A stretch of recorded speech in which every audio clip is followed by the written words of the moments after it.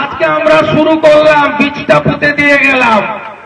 যেদিন পঞ্চায়েতের নির্বাচন হবে সেদিন দেখতে পাবেন এই পঞ্চায়েত সমিতি এবং এখানকার 80 গ্রাম পঞ্চায়েতের আসন ভারতীয় জনতা পার্টি জিতবে এবং এই দুর্নীতিগ্রস্তদের আমরা পরাস্ত করব।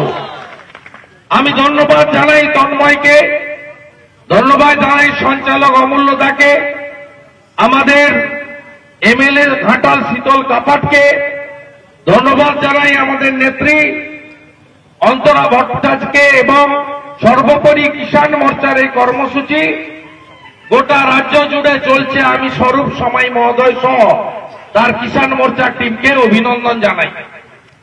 আর আপনারা অনেক ভয়ভীতি উপেক্ষা করে এসেছেন। প্রধানমন্ত্রী আবাস যোজনা দেব না, 100 দিনের কাজ করতে দেব না, দোকান খুলতে দেব না, টোটো চালাতে দেব না, অটো চালাতে দেব না, পুকুরে ফিশারিতে বীজ দিয়ে দেব, কত রকমের ভয়ভীতি সন্ত্রাস। তারপরেও সবং ব্লকে কিষাণ মোর্চার এই কর্মসূচিতে আপনারা উপবিষ্ট হয়েছেন, তাই আপনাদের সকলকে আমি প্রণাম নিবেদন করি।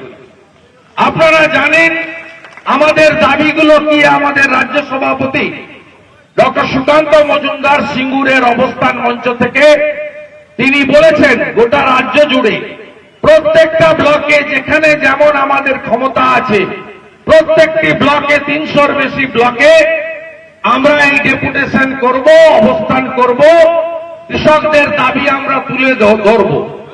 আমাদের দাবি 1 নম্বর হচ্ছে মমতা বন্দ্যোপাধ্যায় আপনি কৃষি ঋণ ছাড় ঘোষণা করুন। আজকে উত্তরপ্রদেশে যোগী আদিত্যনাথজি